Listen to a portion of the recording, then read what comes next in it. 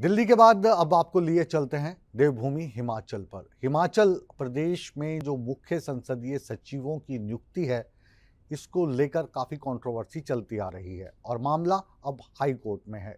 High court में इस मामले की सुनवाई होती है, दोनों पक्ष जिरह करते हैं, दलीलें देते हैं और इस पूरी दलीलों को सुनने के बाद कोर्ट ने जो अगली तारीख इसके लिए मुकर्रर की है वो 22 अप्रैल है।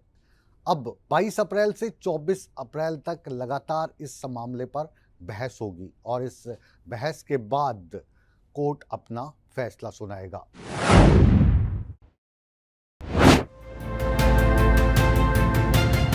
हिमाचल प्रदेश में मुख्य संसदीय सचिव की नियुक्ति पर कानूनी विवाद जारी है। मामला हाई कोर्ट में है और मंगलवार को सीपीएस की नियुक्ति को चुनौती देने वाली याचिका पर सुनवाई हुई। सुनवाई के दौरान दोनों पक्षों ने अपनी अपनी दलीलें रखीं। हाई कोर्ट ने दोनों पक्षों को सुना और सुनने के बाद 22 अप्रैल को अगली सुनवाई की तारीख तय की है। इस मामले पर 22 से 24 अप्रैल तक लगातार बहस होगी और बहस के बाद कोर्ट अपना फैसला सुनाएगा। आज कोर्ट ने कहा कि आज का जो बेंच है वो इसको पूरी तरह सुन नहीं पाएगा, कंप्लीट नहीं कर पाएगा।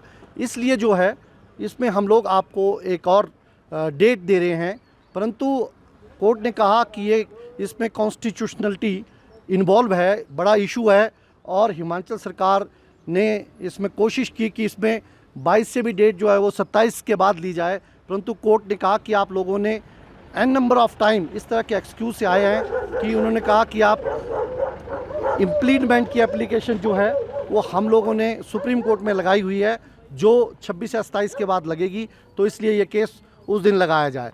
ये एक ओरल जो है वो ओरली कोर्ट ने बोला, तो कोर्ट ने उनकी ये जो रिक्वेस्ट है वो डिक्लाइन कर दी और 22 अप्रैल 2023 को इसको जो है वो दोबारा लगा दिया। अब 22, 23, 24 लगातार 2 से 3 दिन जब तक इसमें आर्गूमेंट कंप्लीट नहीं हो जाता, क्योंकि कोर्ट ने दोबारा मैं कहना चाहता हूँ, कोर्ट ने कहा कि यह जो मैटर है वो अति महत्वपूर्ण और इम्पॉर्टेंट है, क्योंकि इसमें कॉन्स्टिट्यूशनल की जो अमेंडमेंट 91 है उसको जो है वो चैलेंज किया गया हुआ है।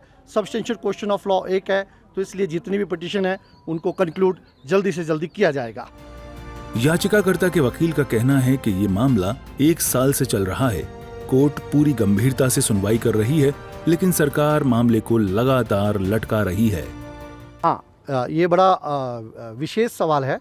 मैंने जैसे कहा कि मेरी यह पिटीशन यानी कि PIL सबसे पहले हिमाचल हाई कोर्ट में इन द अप्रैल यानी कि 12 अप्रैल 2023 को लगी थी। उसके बाद अन्य पिटीशंस भी आई थी, तो मैं उन पे तो नहीं बात करना चाहूँगा, मैं अपनी पिटीशन की बात करना चाहता हूँ। हमने इसका आधार सुप्रीम कोर्ट की 2 जजमेंट्स ऐसी हैं, जैसे state of Assam K V Roy versus state of Assam और एक Sukumar versus state of Manipur 2022 की एक स्टेटमेंट जजमेंट है सुप्रीम कोर्ट की, जिसमें कहा गया हुआ है कि कोई भी अधिकार CPS बनाने का किसी भी स्टेट को नहीं है, क्योंकि जो स्टेट्स ये सहारा लेती हैं, हमने स्पेशल लेजिस्लेशन यानी कि कोई एक्ट बनाया हुआ है, उन एक्ट को ऐसी कोई पावर नहीं है, उन जजमेंट्स ने उनको दरकिनार किया हुआ है। तो इसलिए हम लोग आए हैं और हमने भी जो ये नोटिफिकेशन आई है और जो ये एक्ट है इनको चैलेंज किया हुआ है अपनी PIL माध्यम से। और आपने जो कहा, इसको मोर देन 1 ईयर जो है इस कोर्ट में हो चुका है और हमें उम्मीद है कि अब इसका निर्णय जो जल्दी से जल्दी आएगा। काबिल गौर है कि हिमाचल प्रदेश में CPS की नियुक्ति को लेकर कल्पना देवी ने याचिका दायर की है और CPS की नियुक्ति को असंवैधानिक बताया है। इसके अलावा बीजेपी के 12 विधायकों ने भी याचिका दायर की है और नियुक्ति पर सवाल उठाए हैं।